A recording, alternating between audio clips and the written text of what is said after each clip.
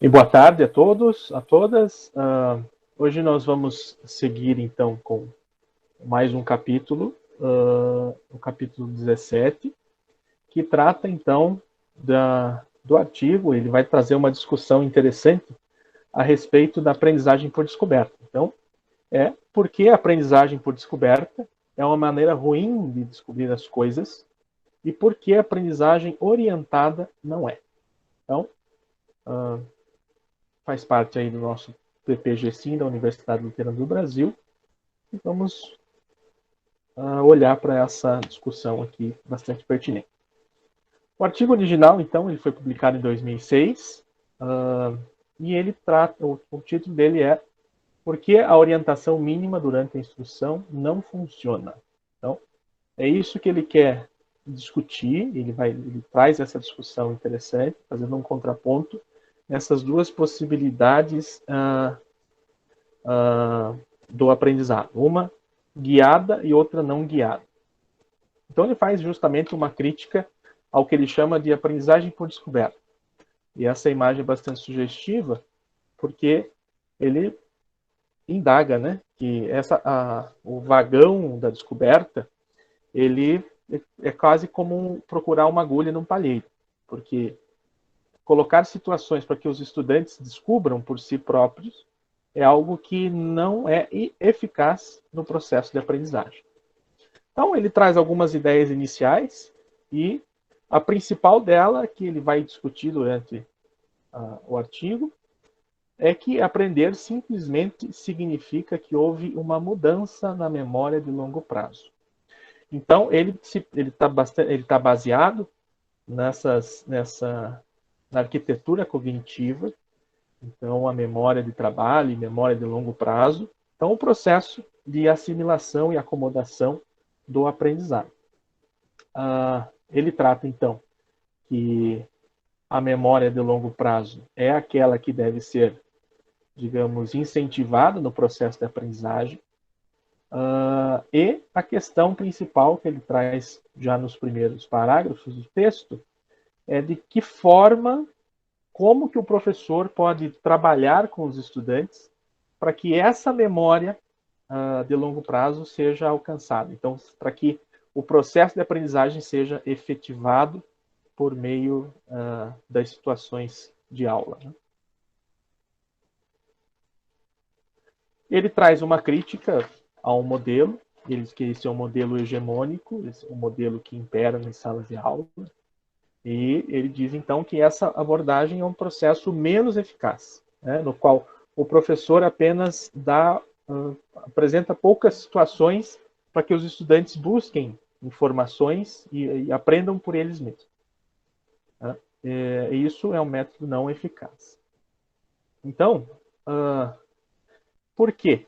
Ele bate muito nessa tecla de que ele não é um processo eficaz porque ignora as estruturas da arquitetura cognitiva, desrespeitando os processos de aprendizagem.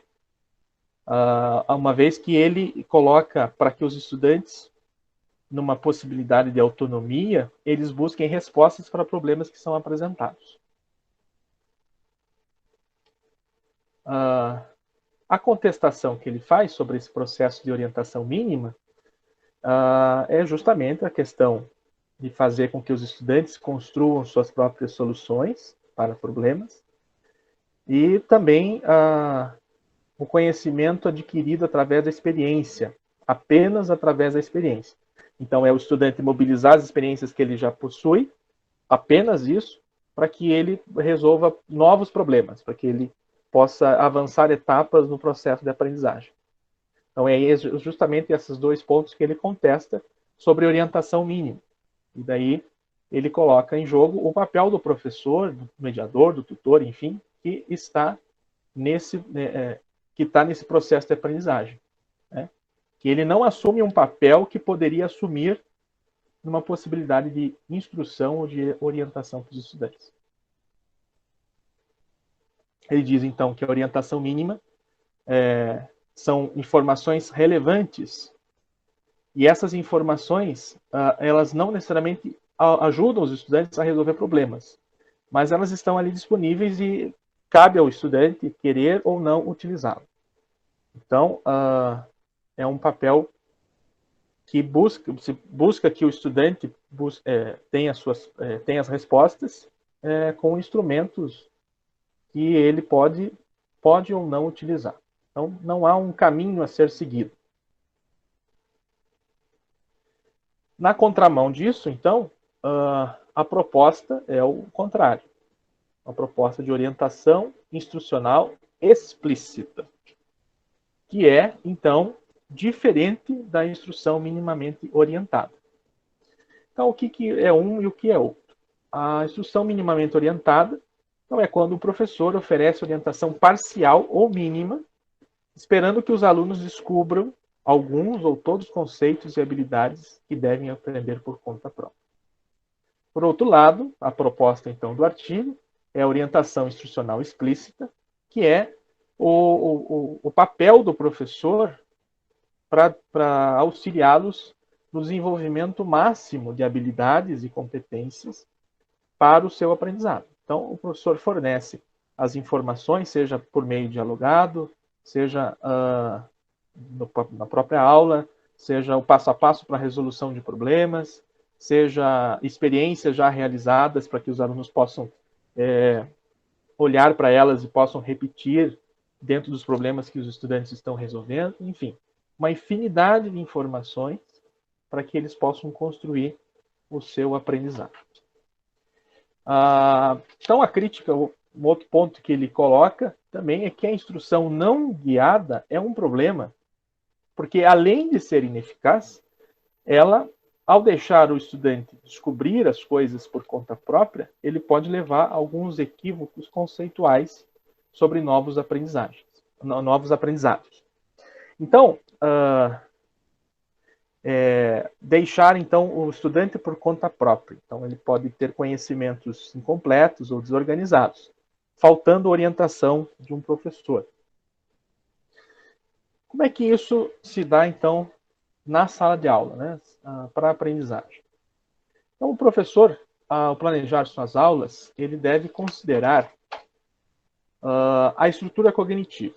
Então, como o artigo está fazendo essa crítica à instrução minimamente guiada, ele diz que essa instrução minimamente guiada desrespeita a arquitetura cognitiva, porque não leva em consideração a forma com que o estudante aprende, e essa forma é das mais variadas, né? Mas o professor deve ter em mente, no momento de preparar suas aulas, de como que o estudante vai aprender, que ferramentas, que formatos de aula, que situações de aprendizagem pode levar ele a mobilizar a memória de longo prazo. E não apenas a memória de trabalho, que é aquela memória rápida que a gente só mobiliza para o início de uma atividade, né? Então, sem acomodação, sem assimilação de conteúdos e informações. Então, ele está baseado na teoria da carga cognitiva, né, de memória de trabalho e memória de longo prazo. E ainda dentro dessas ideias do que pode ser feito na prática, como que o professor pode olhar para isso, ele faz algumas questões relacionadas ao material de aula.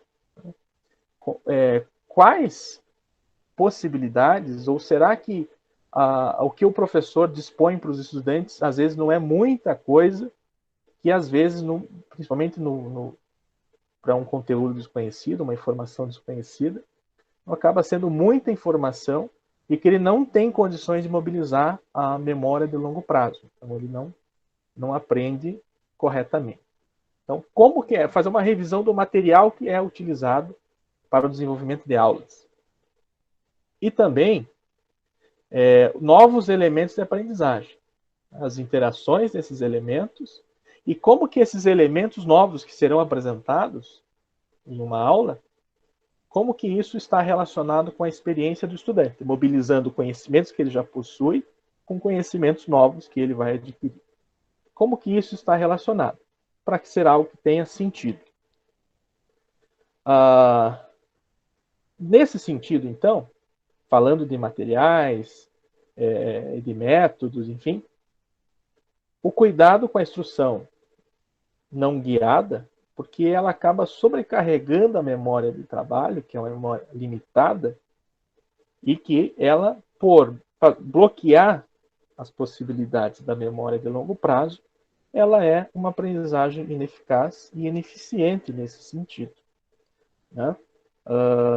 Porque a, a instrução não guiada, às vezes ela dá muitas ferramentas ou muitos caminhos para os estudantes, que eles acabam gastando tempo nesses caminhos e nessas possibilidades de resolução de situações, que eles acabam deixando de lado as situações que eles poderiam realmente aprender efetivamente sobre um novo conteúdo, sobre uma nova informação. Uma citação aqui do texto, bastante interessante, diz: finalmente, para os alunos com conhecimento prévio considerável, um forte apoio e orientação durante a aprendizagem são mais frequentemente considerados eficazes para abordagens não guiadas e minimamente guiadas. E não é apenas o caso da instrução não guiada ser menos eficaz ou eficiente, mas há evidências de que esta forma de ensino pode ter resultados negativos quando os alunos adquirem conceitos errados ou conhecimentos incompletos ou desorganizados. Então ele traz essa preocupação de, sem uma orientação explícita, a forma da construção desse conhecimento ele pode estar carregado de equívocos. E essas ideias, como é que elas podem estar presentes na sala de aula? Então vamos ver uma situação ou algumas situações de prática, né? Então, essa abordagem explícita, né, o conhecimento, a instrução explícita, ela pode ser pensada como uma estrutura de um andaime, né? Na semana passada, inclusive, nós vimos algumas ideias relacionadas também que nesse processo de construção desse conhecimento no formato de andaime. Então é importante considerar aí, ele até traz um pequeno tutorial, como que o professor pode usar isso na sala de aula. Então, interessante sempre trabalhar por sequências ou por etapas para a resolução de um problema, por exemplo. Então, começar com exemplos, inserir problemas incompletos. Então, a partir daquele exemplo, o professor tirar alguns elementos daquela resolução, por exemplo, e fazer com que os estudantes busquem essas informações e respondam essas questões. E, por fim, a possibilidade daí, então, que o estudante possa, a partir do momento que ele já teve contato com aquele problema ou com um problema semelhante, e daí sim ele tenha condições de resolver um problema, um novo problema. A gente vê isso bastante, ele traz um exemplo, eu trouxe um outro exemplo diferente do que está no artigo, ele traz um problema de matemática da Teorema de Pitágoras. Eu trago aqui um também que é muito comum em física, é justamente esse formato, né? Esse aqui é um autor bastante conhecido para nós, para quem é da física, e é justamente isso que ele traz, né? Que esse primeiro momento é o momento que o professor, ou o material didático também, né, orientado por um professor, ele traz um guia de solução. Como que ele pode resolver um problema. E não simplesmente entregar um material instrucional com fórmulas e sem exemplos para que o estudante resolva. Então, o oposto disso é o que deve ser aplicado na sala de aula. Então, esse é um exemplo bastante interessante, que a gente vê bastante nos livros didáticos, tanto do ensino médio quanto do ensino superior, dentro da ideia de aprendizagem orientada ou orientação explícita. Então, a orientação máxima é fornecida por exemplos de modelagem ou exemplos de trabalho orientados para o processador, porque eles confrontam os alunos sobre como realizar uma tarefa, explicando simultaneamente por que a tarefa está sendo realizada da maneira que está. Então, também ele faz uma discussão a respeito de dizer para o estudante o porquê das coisas, né?